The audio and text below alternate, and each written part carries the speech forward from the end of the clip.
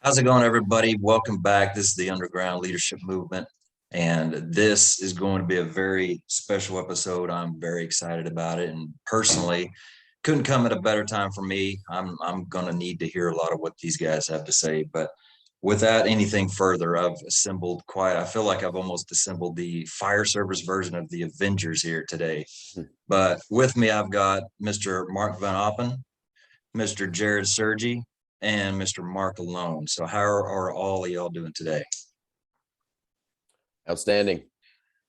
All right. Well, It's gonna be a little awkward because like I said before we started recording, I've never done one with 4 people. So everybody's gonna be trying to be polite and not jump onto everybody, but then there's gonna be awkward pauses. So we'll make it work. But like I said, I'm very excited to have these guys. 2 of them I've talked to quite a bit, and Mr. VonAppen here I've just met recently, so excited to dig in and learn from them. But what we're going to talk about today, I feel like a lot of people need to hear it, and a lot of people are going to want to hear it. But basically, just to sum it up, the best I can is frustration. And will we let that begin or be the beginning of the end? Or we allow it to be just the beginning for us? And I stumbled all the way through that, but to just tie a personal note to it real quick, and I'll get to these guys. A lot of what I'm doing, a lot of where I have been taken over this little journey I've been on the past couple of years came from frustration for me. And I know that I've heard the same thing from these 3 guys as well and other podcasts and things like that. And so that being said, we all face a lot of frustration. Fire service, if you're passionate about what you're doing, you're going to face some frustrations because that's just the nature of what we do. Are we going to allow that to fuel passion and the pushing of our message to more people, or are we going to allow it to fuel the anger and resentment and just kind of let that tear us apart? And that's kind of where we're going to go with it. So before we get into it, Marc VonAppen, you can give a little quick synopsis of who you are, where you're from, for those who haven't met you, heard you. yeah, thanks. And thanks for getting us all together today. This is going to be fun. I'm excited about it. Yeah, I'm just like we were kind of talking in the prologue before we got started, before we came on. I'm just a fire captain from Northern California who's trying to figure it out like everybody else. And it's interesting that you bring up the subject of frustration, because that's kind of how this whole thing started with Fully Involved, and everything it came about because of frustration. But in terms of who I am and who I try to be in the fire service, I've always been trying to be somebody who gives back. Been involved in a lot of different things here in this area in California. That's where I'm from, and just involved with teaching and just trying to develop the next generation of firefighters, trying to help out and do my part and pass on what's good about the job. So it's kind of me. Awesome. Jarrod Sergi. Good morning, everybody. I'm also captain. I'm over in Norfolk, Virginia, out on the East Coast. I've been with Norfolk for about 17 years, and I'm excited about talking about the frustration stuff. I too have had frustrations, and I also have not channeled it correctly at times, and I've learned the hard way. So hopefully I can share some of my experiences and some of my pitfalls with all of you to hopefully make you more successful. Awesome. And Mark number 2. Mark number 2, the other Mark, right? So, yeah, Marc Aloan, captain as well. I work for West Columbia in South Carolina, one station department. Like these guys have said, I think if you're passionate at all about the fire service, frustration has been somewhere in your background, and fortunate enough to just be able to take some of that frustration and turn it into motivation for others. And Jarrod was a big part of that, and kind of opened me up to how we're all linked together in this battle to kind of save the fire service from itself sometimes. So looking forward to the conversation today. Awesome. So that kind of getting that out of the way, man, I'm trying to think through some of these topics, because I'm early in a speaking career, if you want to call it that, kind of getting into some speaking stuff, and And one of the classes that I've come up with is basically just getting outside of your organization and having a true impact on the fire service outside of those firehouse walls. And part of that is this, is the frustration that you're going to feel if you are somebody that is going to want to do good things, you're wanting to make the fire service better, then you're going to hit some walls and you're going to feel this stuff. So the key is figuring out what to do with it. And that was a kind of a turning point for me, is I found myself in a spot where I was going to get myself in trouble real quick if I didn't find something to do with it. So to be honest, Marc Aloan, you were probably one of the first people I kind of found and keyed into on, your writings and things like that. And so we'll kind of start with you. Do you have any, anything that you're willing to share as far as, you said you had that too, kind of where that frustration first came around, not necessarily specifics, but how you felt and what caused you to start steering that in the right direction, luckily? Yeah, I think for me, as I've kind of, I guess, matured and learned things, what I can trace it back to now is more, I think my expectations of the fire service maybe did not fit what the fire service was. I had more of a romance with it, and didn't really understand, I guess, the fire service, the big picture of the fire service. And so you combine that with maybe being around people who treated it more as a job than anything else, or, cared about what they cared about, maybe not necessarily the same things I did. And it's just kind of a recipe for frustration. And so I've always been that person on the fire department, whether I knew what the hell I was doing or not. Like, I always tried to do something positive, right? And there's obviously been a lot of failures along with the successes there of kind of, I guess, treading out of bounds, for lack of a better term. Getting into projects and things with the equipment that roads you probably shouldn't have gone down, right? And so I think, unfortunately, when you're passionate and you're inexperienced, you kind of draw that negative attention because you're coloring outside the lines, right? And you're trying to get reeled in. But I kind of took that frustration as I went on with my career and tried to learn from it and grow from it. And then, once I did kind of mature a little, have a little more experience, a little more perspective on things, my quest has always been not necessarily to, have my own brand or be the best or anything like that. It was more of take the things that I didn't like that were done to me and try to not to repeat them for others. And I tell everybody that I talk to, I'm no great leader. I'm no great fireman. I'm just a person that decided long ago that I didn't want to be like the people that made me feel bad about the fire service. And I'm all I've learned about being a company officer to leader in the fire service is literally, I've learned more from that than I've ever learned from formalized classes or education. And so I think for me, that's all it was just trying to leave it better than I found it in a way, but also not turn off people, early in their career the way I was almost turned off by people who didn't get me. Yeah, absolutely. Other Marc, what you got? Anything that you were willing to share, kind of the same, early on, where you were, the decisions that had to be made to do it right? Well, I think, Marc touched on a lot of things that I think we're all going to echo. There's going to be a recurring theme of as we work through this, frustration thing that we all wanted to do something and share and make things better where we were. And I always kind of go back to that saying that firefighters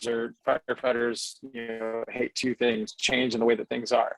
And we got to remember that when we come in and we try to implement some sort of change, that there are people that were, that did a lot of work, sometimes unbeknownst to us, to get to where we are today.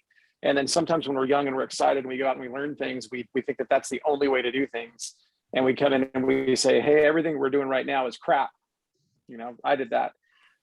Which was the wrong approach. And I think that, you go out and learn and want to share, and you're continually thwarted in your efforts to bring, what you've learned to love about the fire service back to your organization.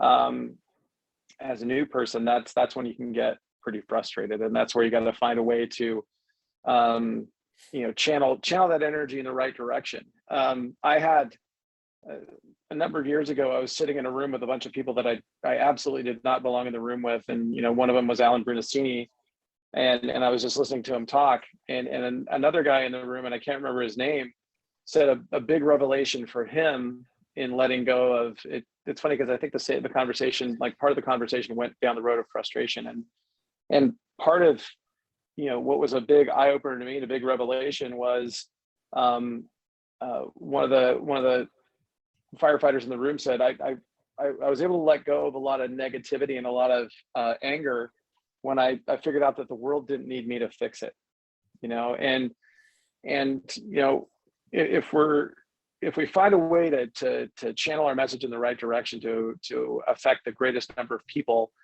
and not get so emotional about it, remove the emotion from it, and be a little bit more patient. That's one of the things that I've learned is that you know, when we have that negativity and when we don't speak to people in the right way, and you know, we let that, you know, our passion turn to frustration and anger, that's when we're going to alienate a lot of people. So it was trying to, you know, maturing and figuring out that even if, you know, what we were doing or what I was trying to bring back to my organization, even if it never happened, we were going to be okay. I mean, somehow the fire service kind of seems to stumble along and do okay. It seems like without a tremendous amount of intervention sometimes. So, you know, letting go of some of it and not trying to make the world conform to the way that I thought it needed to be was a big thing for me. So anyway, but we just got to remember that there are people who did a lot of work before we came in there. And when we come in and want to change the world, there are people who are invested in the past and kind of like the way that things are. And we have to be, you know, sensitive to that.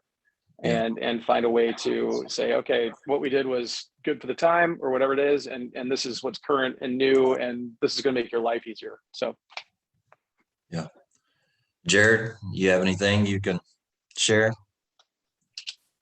Yeah, I was totally guilty of a lot of the stuff that Mark talked about. And for me, kind of like both of them, I can remember being part of a crew, and I almost had this expectation that everybody should be like us. Like we had a good officer, at least in my mind, and we had a good crew. And I had this problem, I guess you can call it, in my mind, that I just believe that everybody should think like me, and that everybody should think like us, and everybody should have this same level of passion for the fire department, the fire service that we did.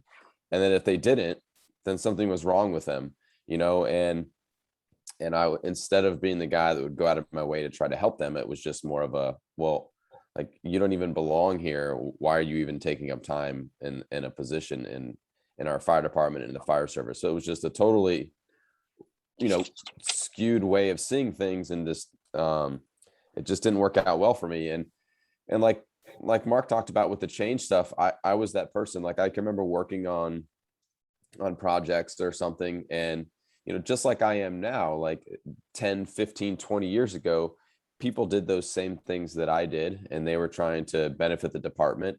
And whether I agree with it or not, it was time they invested into a project. It was research that they did. They were close to it. They were passionate about it. They had an emotional connection to it. And then here I come, or somebody else comes, but me in particular, you know, 10, 15, 20 years down the road, and my approach was off. It was more of a, well, this is wrong, I don't know why we're doing this, instead of trying to help the people who initially worked on that stuff, like try to help them better understand like my approach. Like, hey, this is why I'm doing this. I'm not here to say that what you did was wrong. I'm here to say that maybe we can revisit some things and look at some things and maybe build upon what you initially created. I didn't do any of that stuff. I totally went about it the wrong way. And it was more like I just dropped Thor's hammer. It was like, no, you guys are wrong here.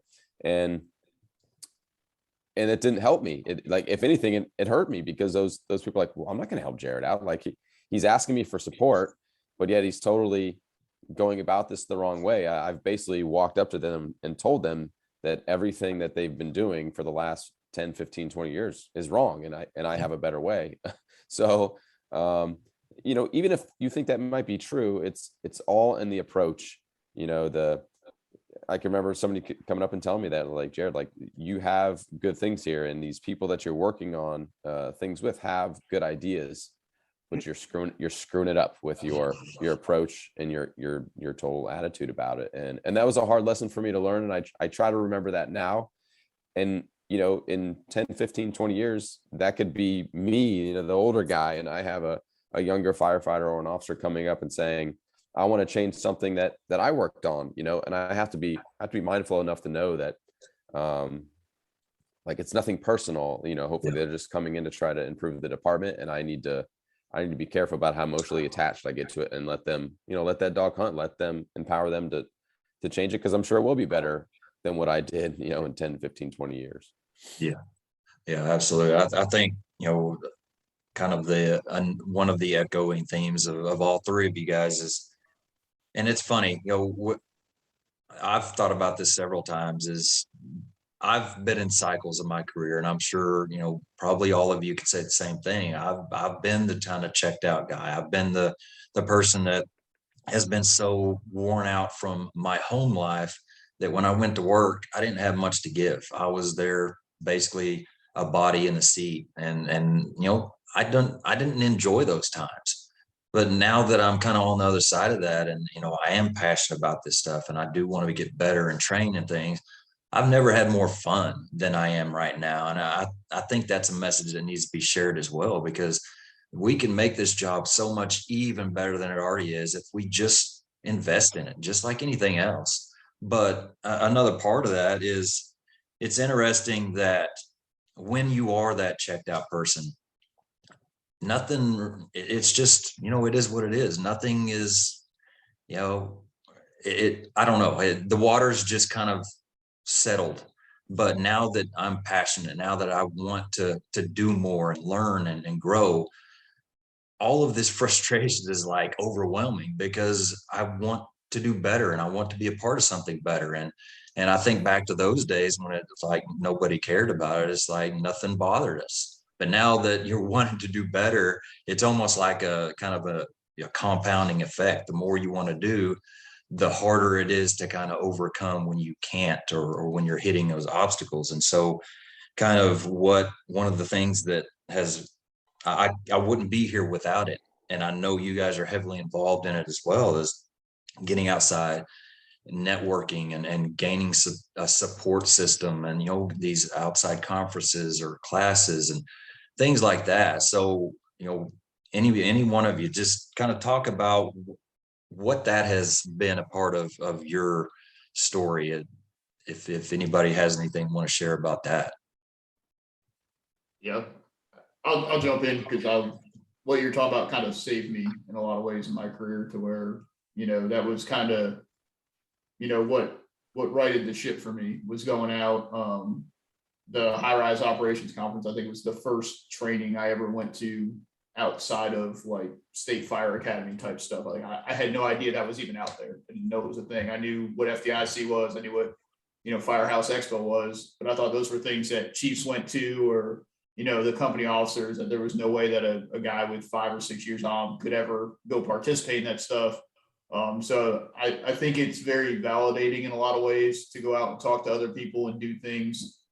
If you're ate up with things, or even if you're not, even if you just enjoy firefighting, it's cool to go somewhere and see this level of humility people have to do these skills and sit in these classes with people that, you know, they may not agree with you, but they're not going to tear you down for having a different opinion, right? They're going to talk about it. You know, you're going to break bread with these people. You're going to share some drinks and have all these conversations. I will say on the flip side, though, you know, there's always negatives with the positives, is that it is kind of addicting, but it can also, if you don't meter it correctly, you can kind of feel your frustration, because now when you start going constantly throughout the year, you're out with like-minded people, you start to tailor yourself to those views. And when you come back, if your department doesn't share those views, now it's, well, you know, why aren't we like Jarrod in Norfolk, right? You know, why don't we do stuff like they do it? You know, I just listened to him for 4 hours and we suck, you know, kind of what he said. And so I think you have to be careful with it, and you have to have a maturity to yourself to be able to go out, take that message, and then tailor it back to your department, kind of like skills, right? You know, what works for New York City may not work for me at one station, but there is value in those tactics, but I do have to adapt them to my resources, my personnel, my city, for them to work. It's not, you know, you can't just take it how it is all the time without doing anything. So that's kind of how I feel about that. I don't know anybody though that's really gone out to those bigger things and come back with, some negative impact on their department. Like they went and learned things and made their department worse. I don't think that happens. Absolutely. Either the other two.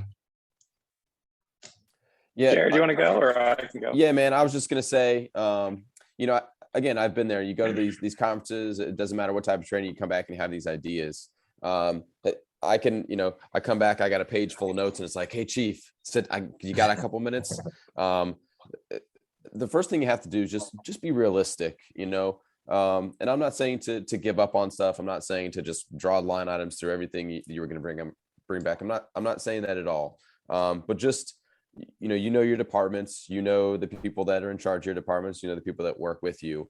I would say, find a few things that you really want to tackle. And like, these are the hills that I'm willing to die on. Like, if these things don't happen within the next 1 to 5 years, then that might be okay. Or maybe I could revisit them. But these 1 or 2 things, like, these are the things I'm really passionate about. These are the things that I want to do for my department and the people in it. And then again, approach it the right way. I think I guess it all depends on the person. It all depends on your bosses, of course. But if you go back, I know for me, going back to a particular cadre of leadership that was in my department at the time, if I came back with a list of stuff and I told them this is what I want to do, they would immediately shut down. And that's just how they were. And I had to understand that about them. So if you have those chief officers that will take that whole list, rip it off, post it on their wall, and it's like, all right, let's start divvying this stuff up. That's awesome. But again, it goes back to understanding your department. It goes back to understanding your leadership.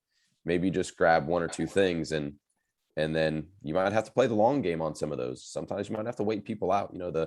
I had somebody tell me the fire service is evolutionary, not revolutionary. And sometimes you just got to wait. I know. And that might not be the answer anybody wants. It's not the answer that I want, but it's something that I've learned that I've had to do, at least for me. Yeah. How about you, Mark? I think we're all kind of echoing the same sentiments. And as I listen to people tell their stories, I think the thing that helps you work through some of this stuff when you go out there and you go to those conferences is you realize that you're not alone. You realize that as you talk to people and even, what we're talking about today, when this airs, it's going to show people that they're not alone, that their frustrations are not unique. And I think when we go to those things, we get so excited that we want to come back and we do want to change the world. We want to change things immediately. And like Jarrod said, the fire service is evolutionary, not revolutionary. So it takes a long time to get these things, implemented.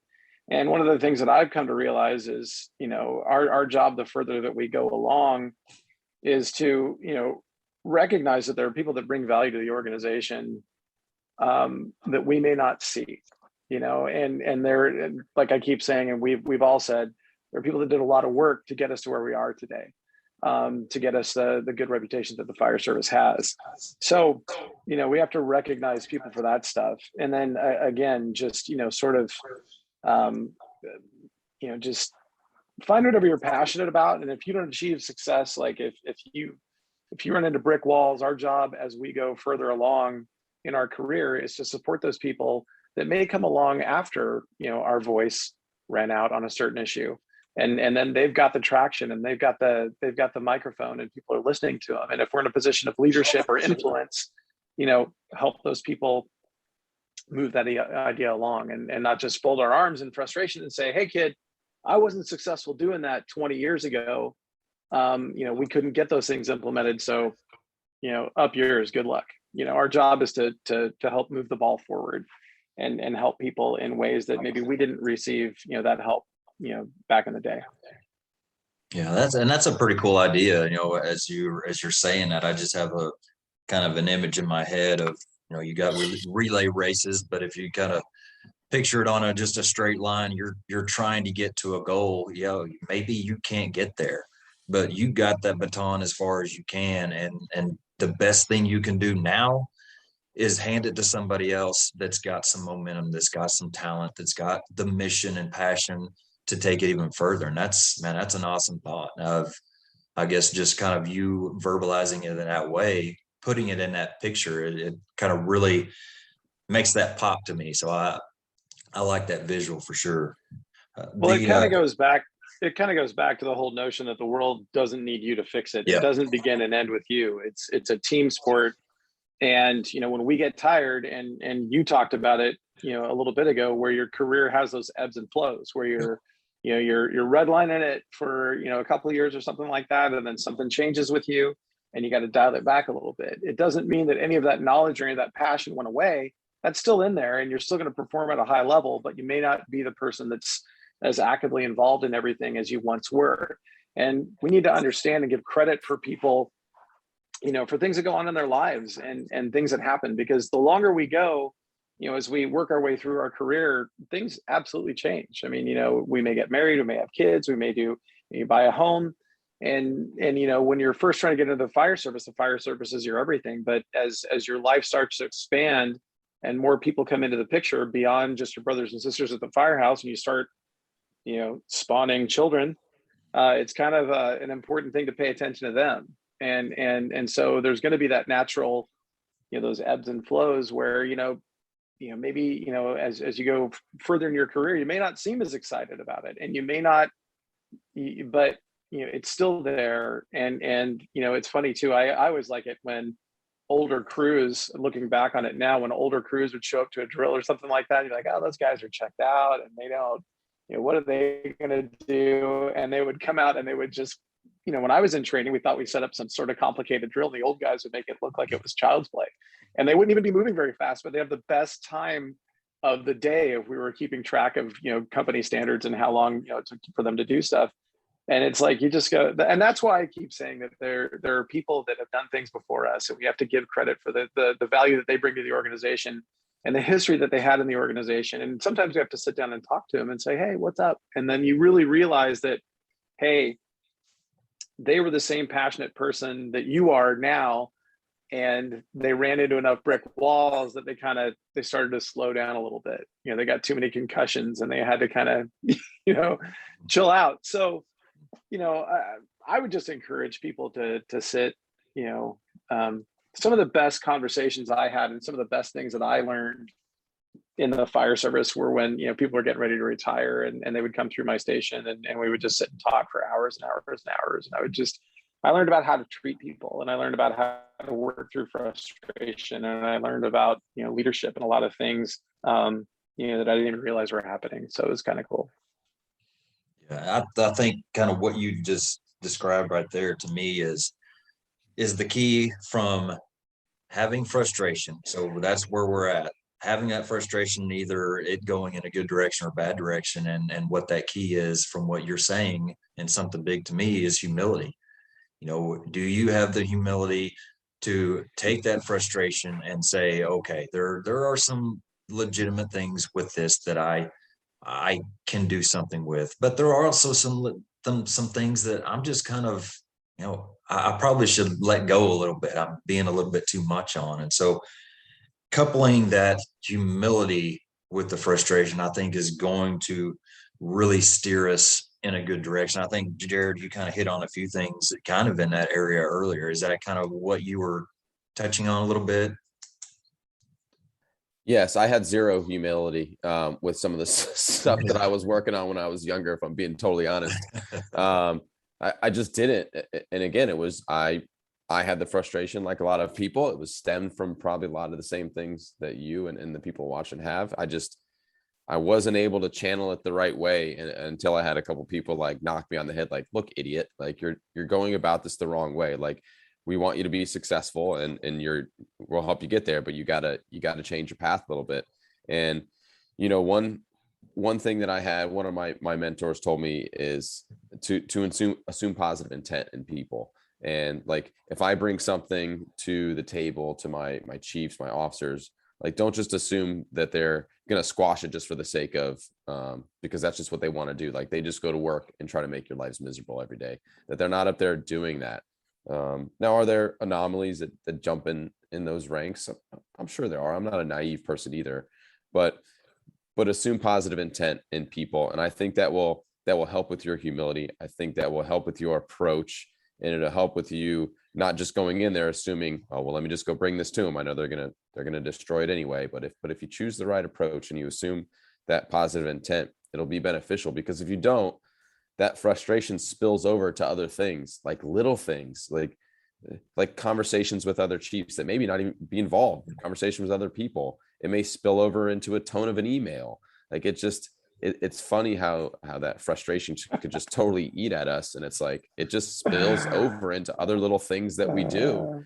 And I know, because I've been guilty of it, so you got to be careful about it. I just love the fact that, like, I think all of us on this call right now have pretty much done all the same things. You know what I mean? It's like we fired off an email before we thought about it. When we should have put it in we should have written a letter and put it in the drawer and got it out like Abe Lincoln says, or, just it's crazy. But yeah, humility is the huge thing. And I think that humility sometimes comes with maturity.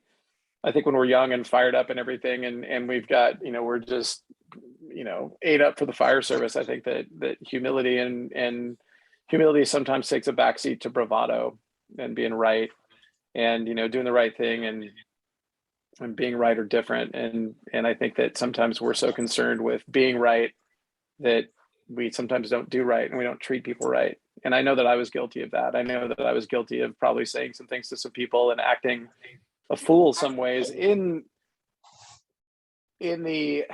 under the guise that I was trying to make us better. And I think that sometimes, again, it's all about the approach. It's all about being humble and vulnerable and saying, hey, I don't know everything, and I don't do everything right, but here's what I've learned, and let's share this together. And I think that goes back to, like what Mark was saying about, go to those conferences. You really understand that there's an entire world out there with people that dive so deeply into subject matter that you haven't even thought about, and it's super exciting. And then you go sit down with them and have a beer with them after their class, and like, oh, this guy's pretty cool, or whatever it is, and they're just a normal person who's just excited about what they do, and that becomes contagious. So yeah.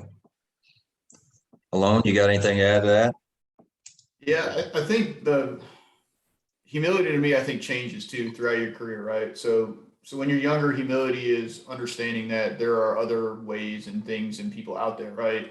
And then as you kind of advance in your career, especially, I think everybody here would get it as a company officer, right? Like, my job with humility as a company officer is to not be afraid to fail in front of my people, right? To kind of open the door for them, maybe ease some of those frustrations by knowing that, like, oh, well, Cat botched that hose stretch and training today, right? Maybe I don't feel as bad about it. But I think too, you have to be careful with the humility, especially as you move up, because I think you can become too humble and get run over. And I think we're in a passive aggressive society right now, and maybe the people who need humility in our departments aren't always the people that have it, and then the ones that maybe should be a little more assertive are kind of holding back, because they're following the leadership education and the advice of leaders of, making sure they're being humble and treating everybody, equally. And you can almost be, like I said, too passive aggressive, in your ventures. And then next thing you know, the people that are making the changes in your organization are not the right people for the organization, right? Because those who should have spoke up just kind of, oh, well, I don't want to start conflict, and I don't want to be that guy, and they're going to think I'm arrogant and I have an ego. But something I've been pondering lately, and not to get us too far off course, is just, my whole career has been, majority rules. And what I've kind of learned at later stages of my career is that the majority is not always correct. And so at what point does the correct idea rule, the correct concept rule, versus, if you have 25 people that want to go to some horrible hose load or horrible arrangement on the engine that doesn't work for your district, but there's one or two people speaking up about it, when does what's right trump what's popular, and that's kind of, like I said, I don't want to take us too far off course, but I think that fits in with the humility, right? Of when do you stand up for what's right and what you believe in, versus when do you kind of pass the torch on? Yeah. And I think too, go ahead. Go well, ahead. Mark, I agree. And I think what I'm hearing from you too, though, when I listen to you talk about that, is humility has to be something that's pervasive throughout the organization, right? We have to be humble enough when we get to those leadership spots to say, okay, this person, the way that maybe they're approaching it, Maybe they need to tone down their approach, but their message is the right message. Yes, this is the direction we need to go in. And I'm sure we've all heard it here. It's not the message, it's the messenger, right? And am I wrong? We've all heard it, correct? I mean, nod your heads, Oh, yeah. right? Yes. Okay. Yes. And that hearing that sucks, but management, leadership, whatever it is, as we go up in the organization, again, we have to find value in what the message is and be humble enough to take personalities out of it and do what's best for the organization. I think what you're speaking to, it becomes a personality contest, and people get pissed because they don't like Marc Aloan, or they don't like Jarrod Sergi, or they don't like Mark VonAppen, whoever it is, right? That's the frust. And you want to talk now? You hear my voice going up. I'm getting frustrated, right? Because again, we're not doing what's best for the team, and that's the shit. That's the shit that pisses me off. Okay, is when we I talk a lot about it. The people that make a difference are the ones that say what they're going to do and then they actually do it. And yes, you can be too humble. And yes, I'm sure all of us have been guilty of hitting it too hard, selling ourselves too hard, and then we dial it back, and you get into a situation where you're not selling yourself to the organization as you should, and maybe your personality has submarined you at times. I know that in my organization, and I make no bones about it, I've topped out in my organization by my own doing. I've made it so that I was lucky enough to get promoted to company officer, and I will go no higher. And it's kind of like Bull in Backdraft, where Axe pulls him off the guy when they're at the fight at the Christmas party or whatever it is. Yes. And he says, "Jesus Christ, Bull, you ever wonder why you're stuck a lieutenant for life?" And he says, "No." He's hammered, and he goes, "No." My guys tell me that weekly. Yeah. Yeah, I mean, and I think that if you own it, you say, okay, I did those things, I own it, and I think that'll also, if we're going down the frustration route, I don't know where I'm going with this, but if you own who you are, and you realize that how you show up on the daily affects other people and affects you down the road, but if you're okay with it, I think that eases some of the frustration too. You just go, okay, all right, well, you own your behaviors, you own the things that you've done, and you learn from them and you evolve. But the organization, that'll ease some of your frustration, but the organization also has to give you credit for how you evolve and how you mature as a person. I'm not the same firefighter I was 10 or 15 years ago at all. I'm not the same person. I would like to think I've matured quite a bit in the organization, and I've learned how to, use more inclusive language, try to bring people in rather than push them away, play to people's strengths rather than, pointing out their weaknesses, things like that. But I think sometimes those personality, pissing contests, run too deep, and it's hard for people to put their egos aside the higher they go in the organization and give people credit for who they've become and the value that they can add to the organization. Personal bias is playing a little bit too much, I think, and that can lead to frustration. So I guess my point with this whole thing is humility has to run from the top of the organization to the bottom and then back up. And it isn't just enough to say people in middle management positions need to be humble or firefighters need to be humble. Everybody does. Yeah. And, care enough to talk to people and keep the organization running. Yeah. You hit two things, and hopefully, Jeremy, this brings us back around, but two things you just said, I think, kind of get overlooked in the frustration conversation are growth and you, right? Because I had a battalion chief who kind of described it to me great. He's like, everybody, we were talking about, the fireman's fire chief, right? And he's like, yeah, like you want a fire chief that understands the line, that gets the line, that's been there and done that. But, why people on social media just lose their mind for a chief that, comes out to the bay and pulls hose or whatever, like that's cool, right? But wouldn't you rather have a chief that's, in their office advancing your organization at their level because they have grown, right? There's a difference between forgetting where you came from, what I mean, versus your new role. And so like you said, you're not the same firefighter you were 10 or 15 years ago. You're supposed to grow, right? And a lot of our frustration really evolves from a lack of growth. I think a lot of the time, a lack of perspective. Mark's not the same guy he was before he promoted. Well, I would hope not. He promoted, right? He has to do different things now. And then also you, right? We all said it in the beginning. my approach was off, right? My expectations were wrong, but too often when we talk frustration, it's the fire chief sucks, the fire department sucks, the city sucks, A shift sucks, it's everybody but you. And so, you have to know that you have a role in your own frustration a lot of the time. It may not be a big role, but you do have a role in it. Yeah. Yeah. And I think that's exactly where I was going to go kind of after you started talking a little bit about that earlier. Is for me, just speaking personally for me, I know that the fastest way for me to get myself into trouble, and the fastest way for me to get in a spot where I am more and more frustrated, is that when my focus becomes bigger. So I've been at my department for over 19 years. I've got a lot invested in this place. I love my department. So that being said, I have emotional attachment to it. And so when I have something that is on me that I want for us to get better, and I kind of hit resistance or whatever, it quickly builds up resistance or frustration. Sorry, it quickly builds that frustration in me because I have that tie. And so for me, I have to just constantly tell myself to focus on my crew. I'm lucky enough to be a company officer like all you three as well. It is an awesome place to be. We have the ability to make our crew and our firehouse and our environment as good as we possibly can and want to be. And it's awesome. Me, just my mindset or personality or whatever, being at this place for so long, I tend to start fading, or kind of that circle tends to keep evolving out, because look, I'm doing good with my crew. Other crews should be doing this. And so that circle starts getting bigger and bigger.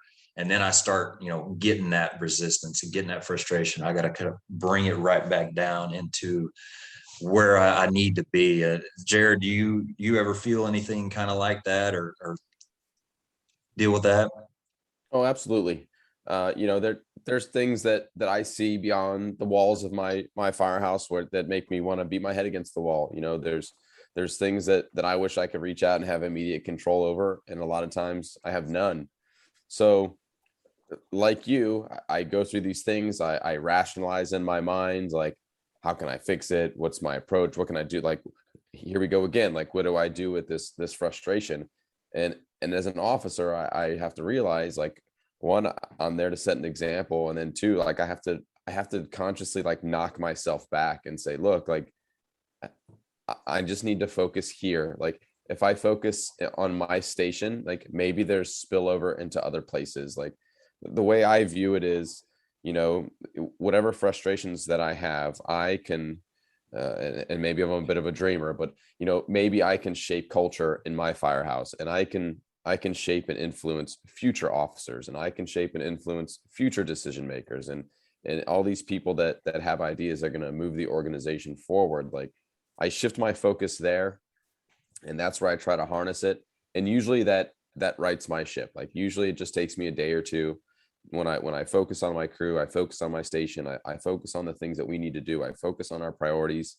A lot of times for me, that's what fixes it. And the things that I was frustrated about, the things that I saw, the things that I wish I had control over, I'm not really concerned as much. Not that I don't care about it or anything like that, but that seems to be what works for me, is just turning my eyes right back towards my company and focusing on the things that I can help with, and shaping those future firefighters that are going to do things in the department, years down the road. Yeah.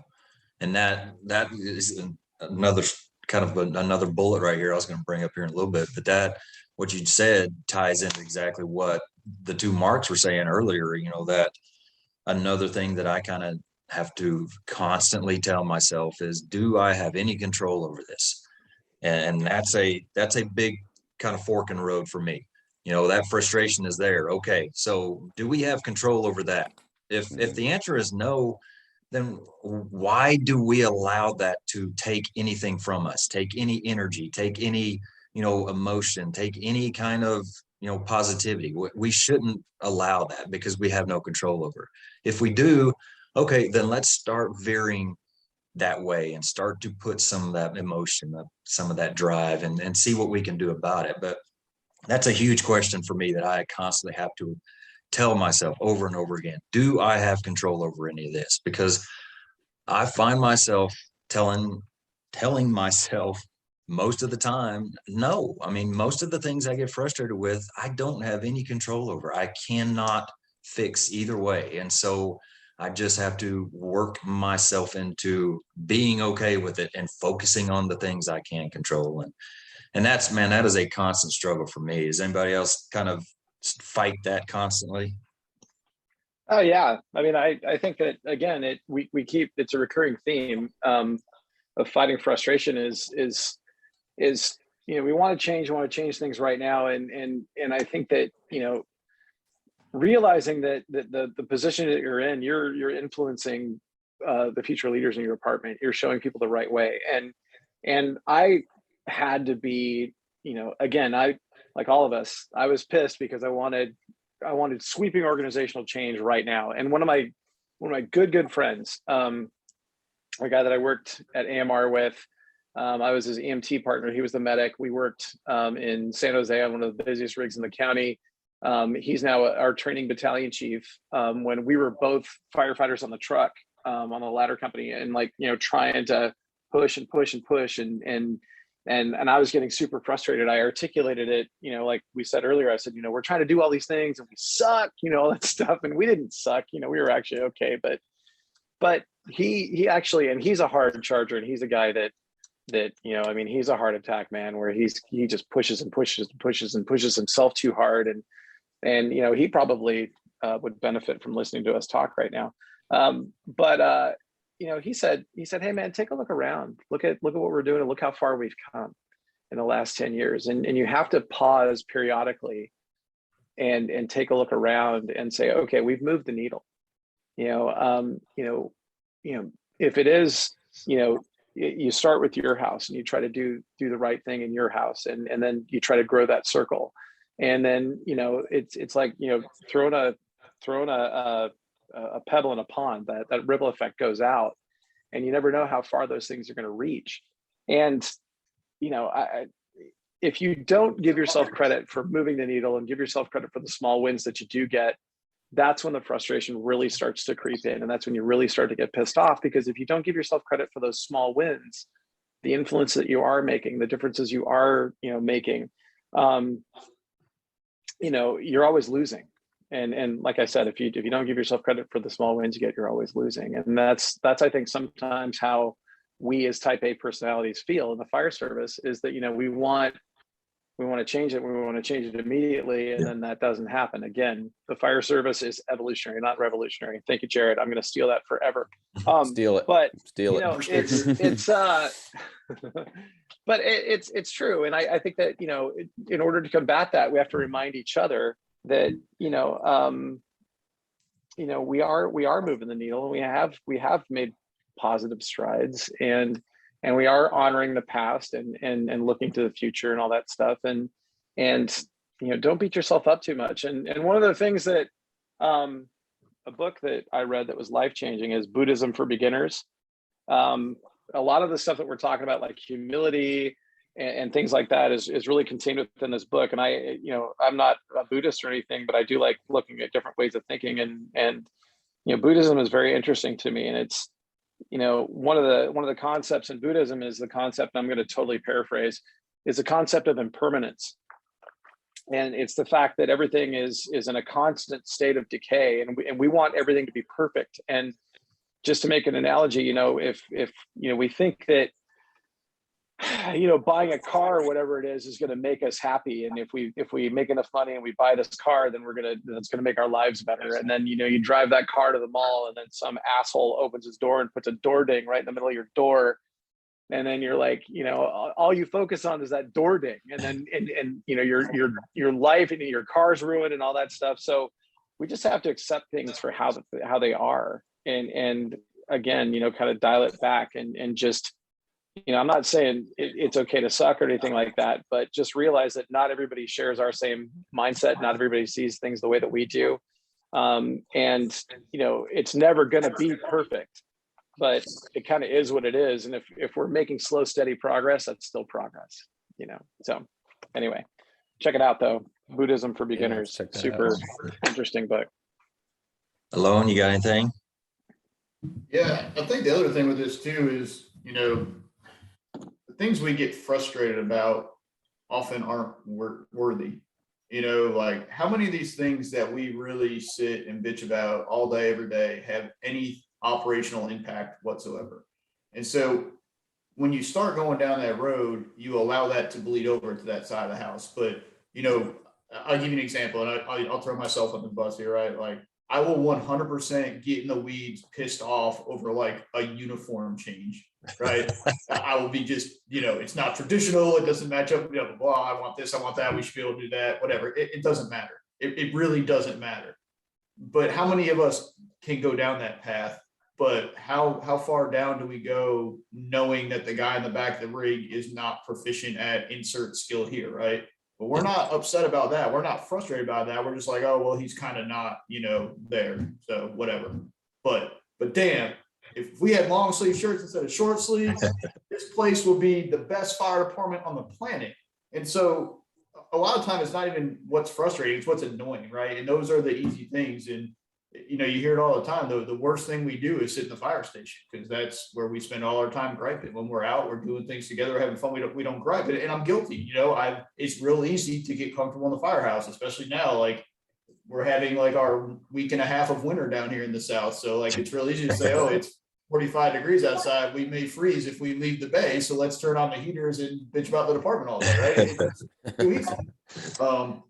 But yeah, I found myself going down that road, trying to, you don't want to alienate people, and not address their concerns, but you really have to like, is this really it's not saying you can't be upset about it. You can't have an opinion on it. You can't even, be passionate about it. But at the end of the day, what is the real actual impact and why is it affecting your mindset so poorly if it doesn't equal our service at the end of the day?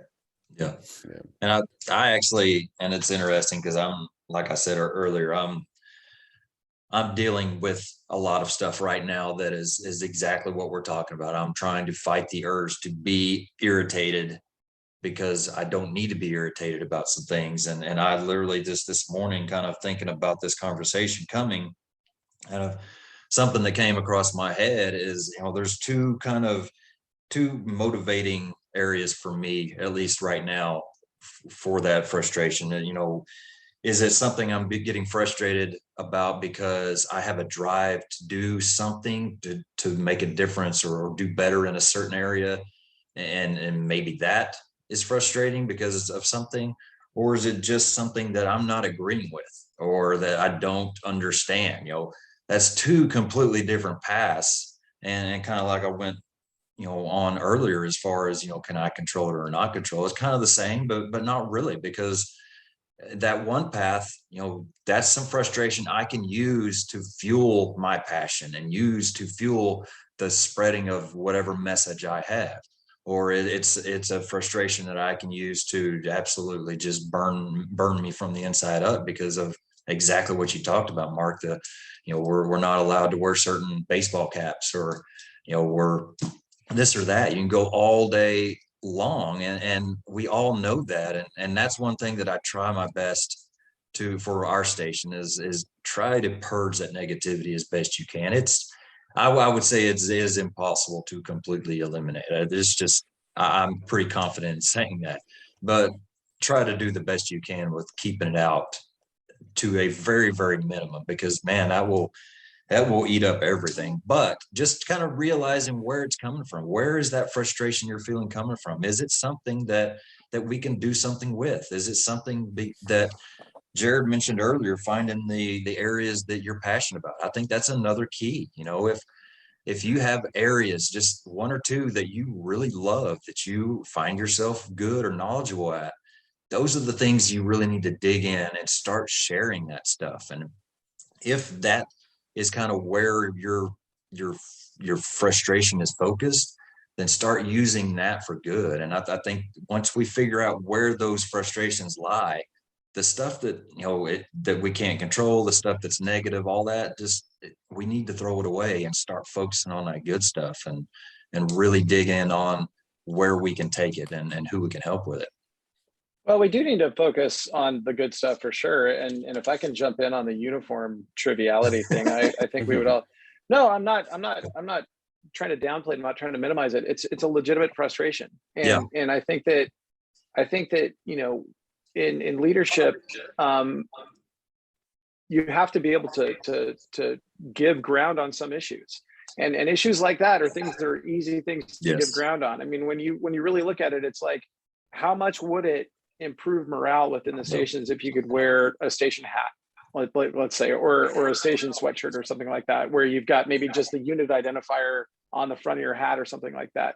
Those are some of the things that in leadership you have to give ground, so that the people feel like you're listening to them, and that they get some sort of a small win. And it's not a concession, really. I mean, you can have all kinds of parameters and stuff for people to have, to display company pride, and people will still feel like they're winning. Do you know what I mean? You can even have like pretty legitimate constraints on those things. Those are the things that I simply don't understand. We've been on that train for a while, trying to say, hey, can we wear uniform or station t-shirts? Can we wear station hats and things like that? And even as far as we can't even wear a hat that says like I'm on engine 65. We can't even wear a hat that says 65.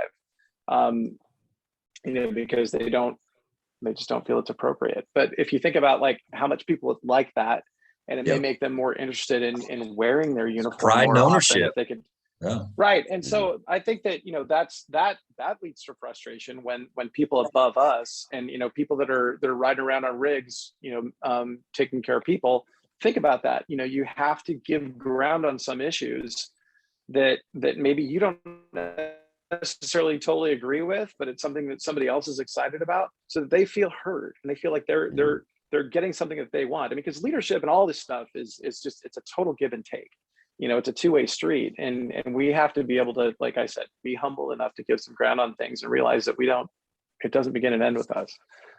So it was interesting that Mark, you started talking about the uniform thing, because that's a big thing with us sometimes. And we went through we had light blue shirts when I got hired, and we switched to dark blue wool shirts, and we have long sleeves. Sorry, but it was a morale booster when we switched those things around. But we didn't get everything we wanted. We wanted white buttons. We didn't get white buttons. We wanted no patches. We have patches and all that stuff. I mean, but it was a compromise. We got what we wanted, sort of, and the staff got what they wanted. So you just have to be willing to give ground on things. And again, it speaks back to how we keep circling back to frustration ensues when people don't feel like they're heard, and there isn't humility that runs from the top to the bottom of the organization and back down.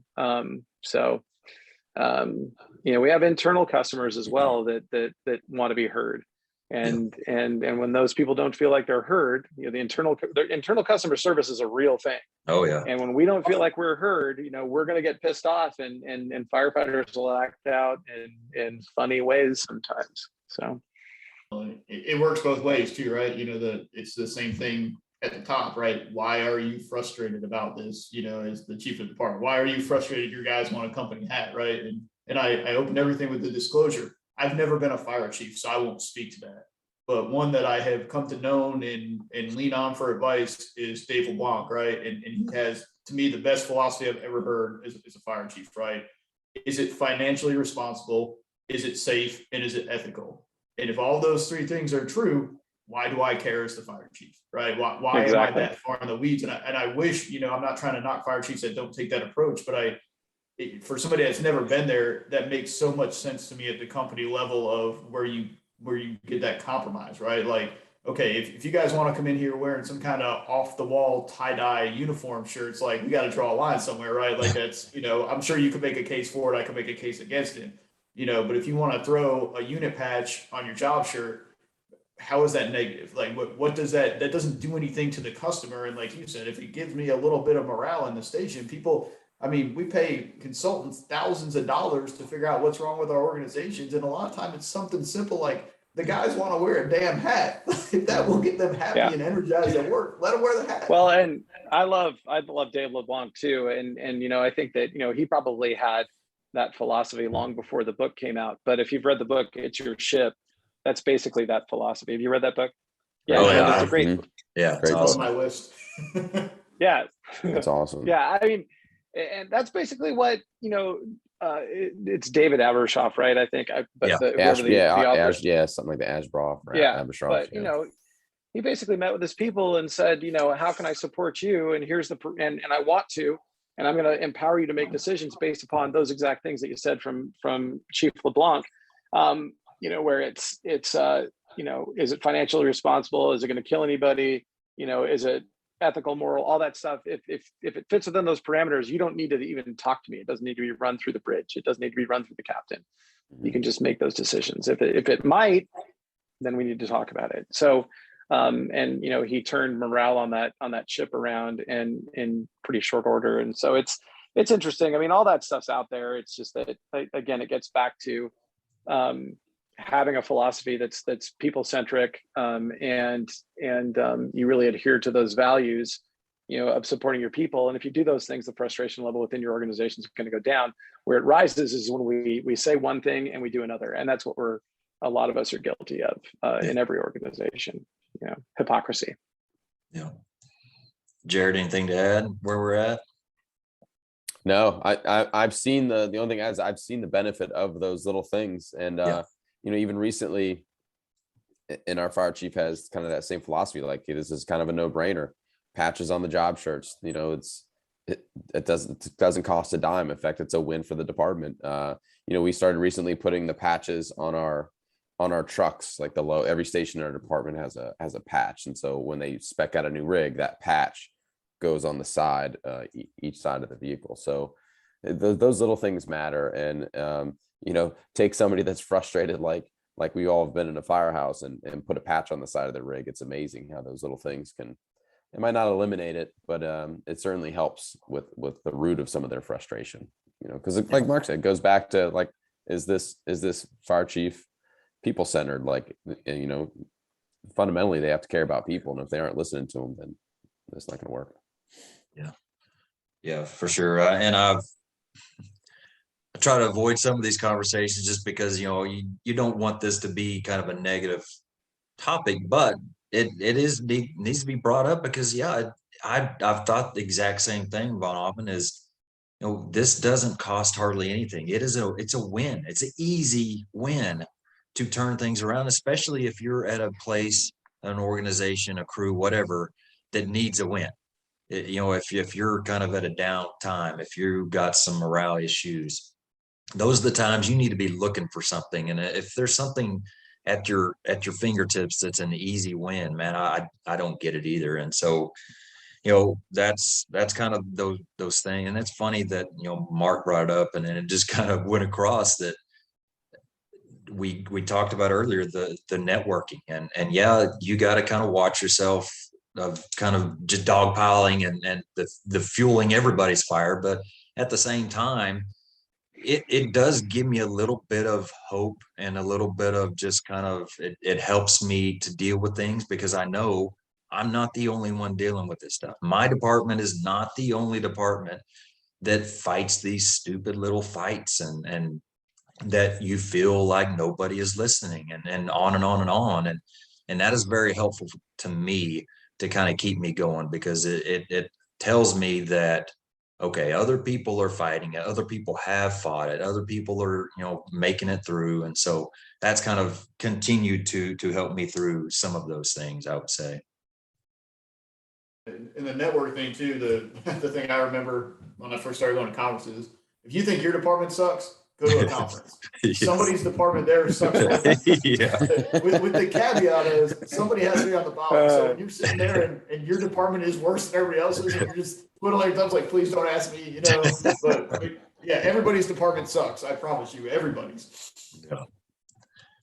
Well, I think one of the since we're getting close to where we kind of need to wrap it up, and not in any hurry or anything, but VonAppen brought up your pebbles, you're throwing pebbles and the ripples, kind of the ripple effect. I think that's something that I would love to really bring into this, because a big piece of this conversation for me is talking to those people out there that are where we were, that are in a place to where They have a lot to give. They know that they want to do more, but they haven't experienced ways of doing that yet. And so they don't know that they can throw that pebble yet. And kind of a thought that's always occurred to me when that is brought up is, you can't really tell how far those ripples go. They could go forever. You can't tell that, but I guarantee you, I know how far they'll go if you don't throw that rock.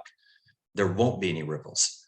So that being why I say that is, you've got to take that step. You've got to get out and do whatever it is that you can, that you're here to do. And so kind of with that thought, love to get into, any kind of thoughts you got with that, helping people out that were where we were at, and just spreading what they can. Yeah. As you were talking, go ahead, Mark. Jarrod, go. No, Jarrod, go. All right. As he was talking, I was trying to write some stuff down, like some tangibles that somebody can take back. Like, hey, what's the result of all this? So as I was, like, hey, what do I do? The first thing I wrote, this is no particular order, is like, find an outlet, like that could be in your own department. It could be teaching. It could be, again, it's the little things, like run a battalion in service. Like if you have a passion about engine company stuff or forcible entry or search, like, hey, chief, I have this idea. What do you think about we get the battalion together? Like maybe I can put an in-service together. Again, it's all in the approach, right? Like get some help. Like let's put this together, and I can roll this out over a couple of days or a couple of weeks, whatever. I find, at least for me, I can only speak from my experience, that has helped me. Like once you're done with that, you're back to the station, you're tired, but you feel accomplished. You're like, you know what? I had an opportunity to take this passion and turn it into something to benefit my battalion, my station, whatever it might be. The other thing is, find that mentor, or really find somebody that you know of who's navigated those challenges before. Like, hey, Mark, like I know you do a lot of things for the department. How have you been successful? Can you tell me about some of the things that you may have screwed up on? And those people will share it with you, right? And hopefully the humility piece comes in, and they're going to tell you what they've messed up on. They're going to tell you what they've had successes with, and then build those relationships with your bosses.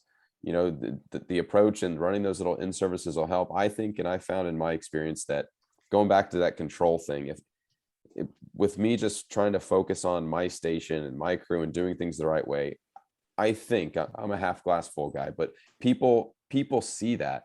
And your bosses will see that. And I have found even at times where they may even come to you and be like, hey, Jeremy, like I have this idea, or somebody brought this idea to me. What do you think about it? Because they see what you do. They see the behavior that they model. And a lot of times, if it's good, it matches the values that they believe in and the values in the department. So if they see those things, they're more likely to approach you and ask you for your opinion and ask you for your thoughts on stuff that you maybe thought, well, man, this is outside of my control, but they're asking me because they think I have a voice and I do things the right way, and I'm passionate and I channel my passion the right way and I care.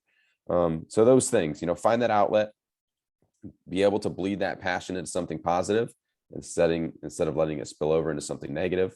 Find that person has had those same challenges that you've had, things, people that have been working on things, and ask them questions. What made you successful? What caused you to fail? What didn't work? What did? And then build those relationships with the people that are around you, not only your peers, but your bosses as well. Yeah. Who's next? Go ahead, Mark. Okay. Thanks, Mark. Yeah, I would echo 100% of what Jarrod said in terms of that stuff. It's good to be an honest self-evaluator and see what you bring to the table, and also realize that you got to be an active participant in your own rescue.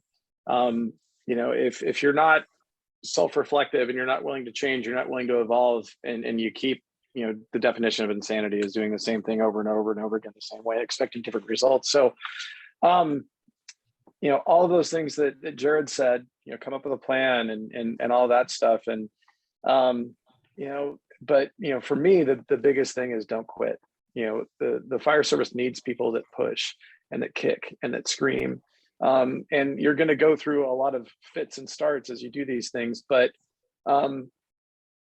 keep going, don't quit, because if you quit, you'll be left with the ache of regret of never knowing if you could have made that change. And sometimes, your brothers and sisters, just to see, they like to see the spectacle of how frustrated people get sometimes. And I know that I've been a part of that too, where people will egg you on and say, and you're just like, hey, I'm going to quit. I'm going to do this and screw that and whatever. And they're like, yeah, do it. Or, tell that person off and whatever, and speak your mind. And if you don't throw that rock in the water, you know what I mean? Sometimes we do things in a fit of passion that are intended to make a splash, but they don't shift the sands on the intended shore.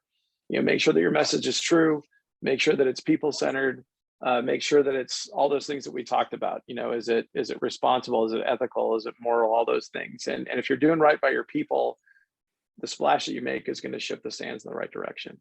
So. If I could unmute myself, it would help, right? Yeah, I mean, I echo everything they said. I guess just my personal take.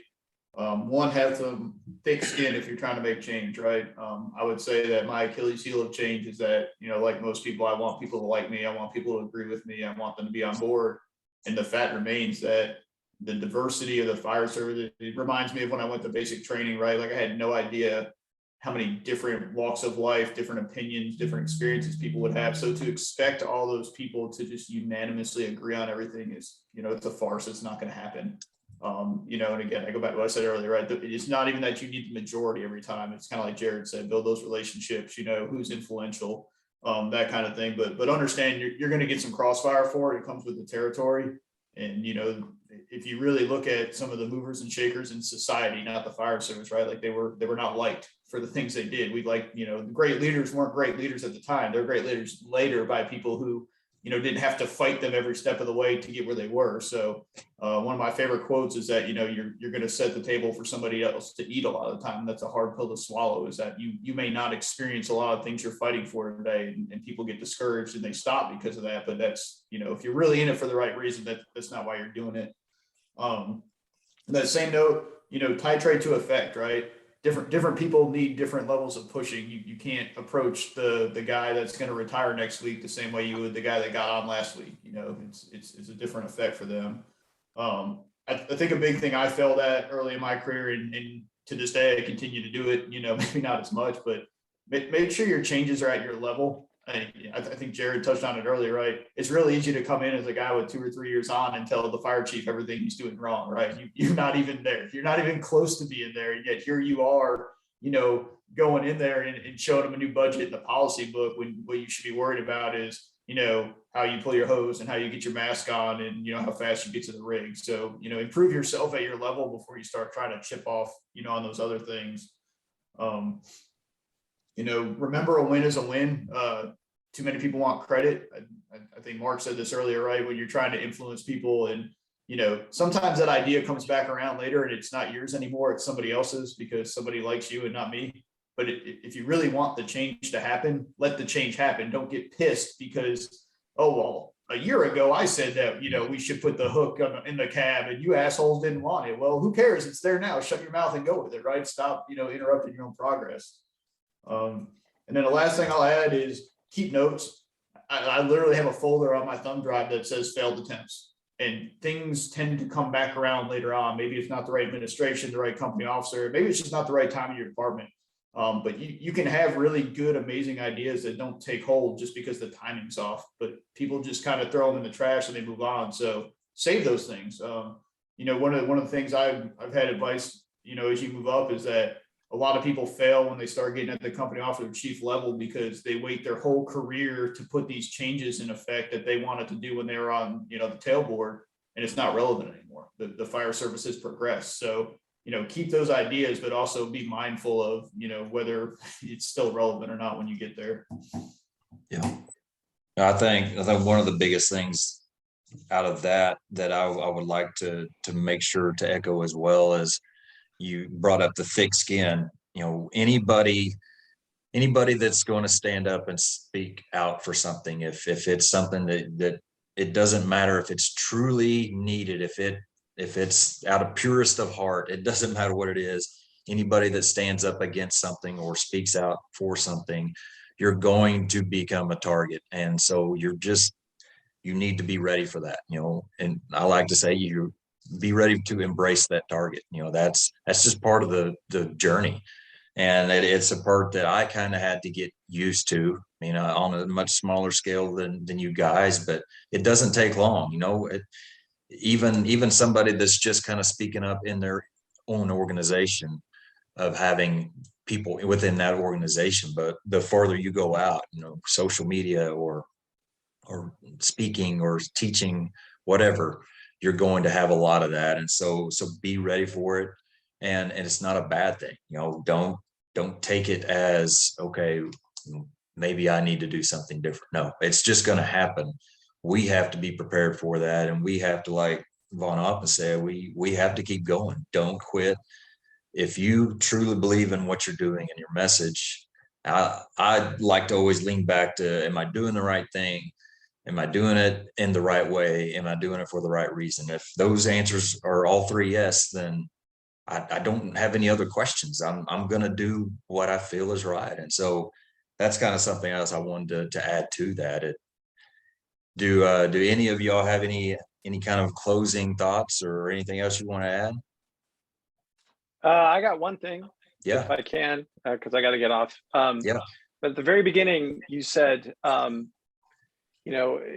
is frustration going to be the beginning of the end, right, for you? And I would add to that, take your frustration and don't make it, the beginning of the end, because frustration can lead us down two paths, right? We can either decide to quit, or we can decide to fight through it, put our head down and work and not quit, right? So, make your frustration the end of the beginning.